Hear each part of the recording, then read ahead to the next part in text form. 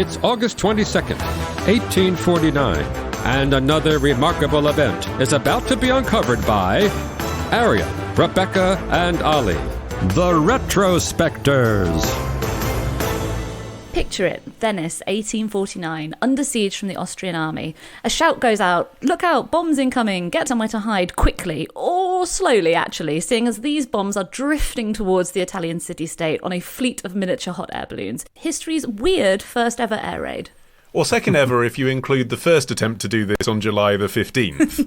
On July the 15th, the Austrian Empire attempted to get back Venice with some unmanned balloons filled with explosives. This was the idea of Lieutenant Franz von Ucasius, who devised a crude timing device using charcoal and greased cotton thread.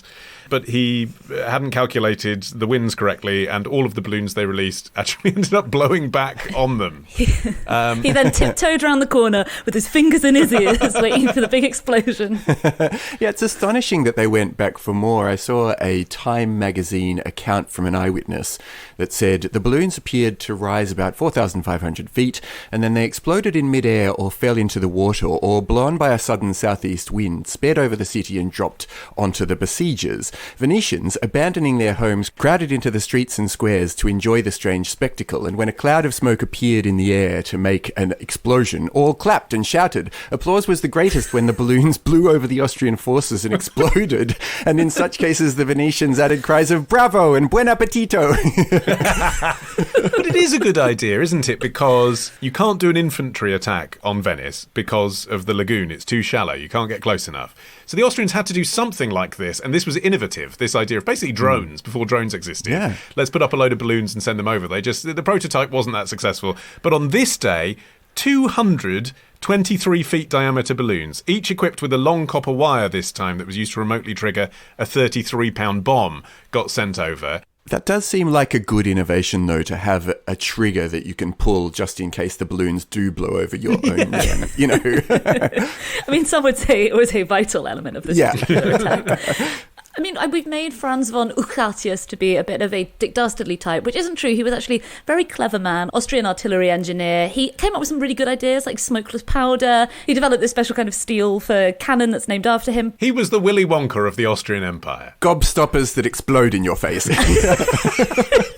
The reason the Austrians were even surrounding Venice, it was part of this wider series of uprisings across Europe that were called the Revolutions of 1848. And broadly, it was all about throwing off imperial rulers or autocratic monarchs and creating modern democratic states.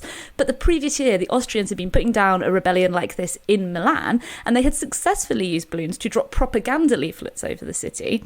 And so, von Ucasius thought, why not this, but with bombs? And to put it in a bit broader context, so for many centuries the Italian peninsula was a pretty politically fragmented group of states, and then Napoleon, when he conquered the whole region, introduced a bunch of ideas that became really key to the cause of Italian unification, specifically the destruction of the last vestiges of feudalism and the ideals of freedom and equality, and also the introduction of the notion of nationalism.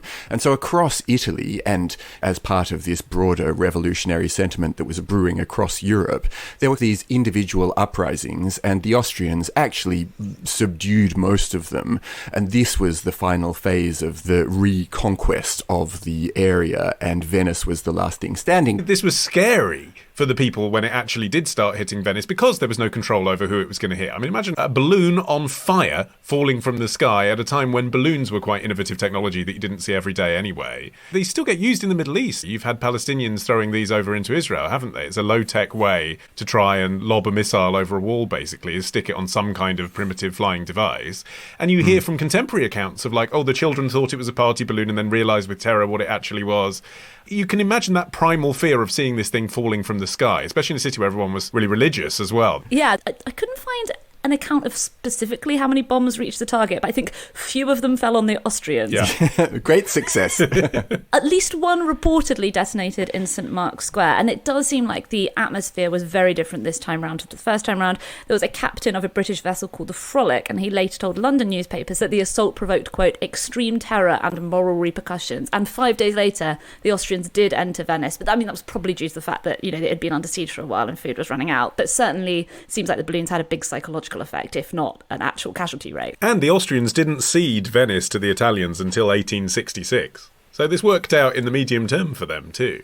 I think part of the effect on the population must have been the ratcheting up of tensions between the first attempt and the second attempt, because obviously the first attempt wasn't taken very seriously, but the Austrians didn't hide that they were going to try again. They actually published it in the Austrian press, slightly overstating it. They claimed they would annihilate the rebellious city with these balloons, which obviously isn't what happened in the end, but certainly waiting the countdown to seeing this fleet of balloons coming toward you yet again.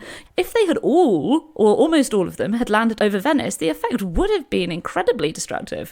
Yeah, those news reports that suggest that there was annihilation going on, you really have to do a lot of redefinition of what annihilate means to get to what actually happened. Like the way that decimate means to kill everyone in 10 people, but we regard it as meaning to completely obliterate. And, you know, I think that this interpretation of annihilation was fairly short of the mark as well. They need to invent a new word that means to kill like 1 in 100,000 people, yeah. Cause a roof fire. I don't think we need to rewrite the reportage from 1849 now. I think that's been laid to rest. But I think the significance of this event is that people call it the birth of the air raid, don't they? And so let's investigate whether that's accurate or not. I mean, interestingly, the other candidate for what might genuinely be the first air raid, you know, using planes, also involves Italy, because it was Italian forces that 62 years later in 1911 dropped bombs over a village near Tripoli to attack the Ottoman Empire.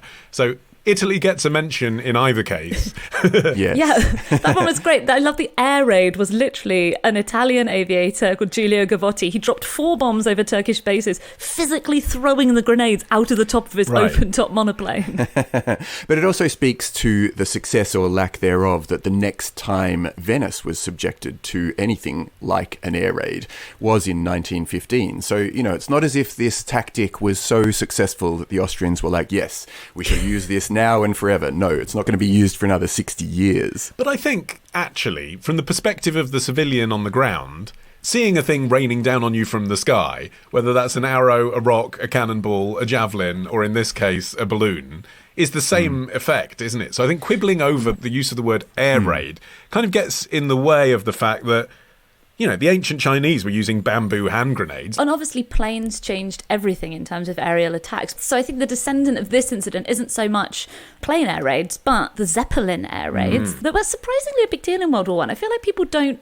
talk about World War I air raids, even though they did actually have a pretty high casualty rate. It started in 1915, where German Zeppelins dropped incendiary devices and grenades over London at night. That killed 7 people. And those raids continued for over a year. It killed 700 people in London during World War I, until basically what happened was that planes at the time couldn't fly high enough to shoot them down. And then they very quickly developed planes that could fly high enough to shoot them down. And obviously then the Zeppelins just turned into instant fireballs, and that was the end of that. But that really was this, but much bigger.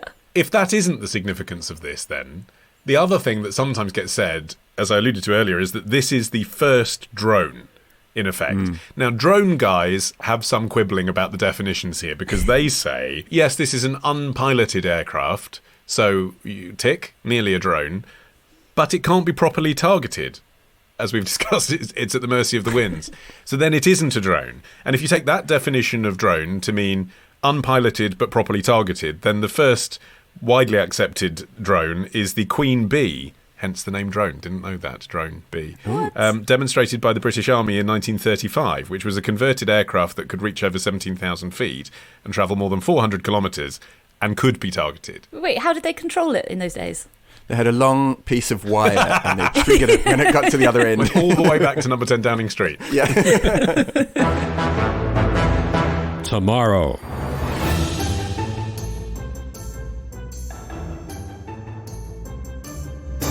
Love the show? Support the show. Patreon.com/retrospectors. Part of the Acast Creator Network.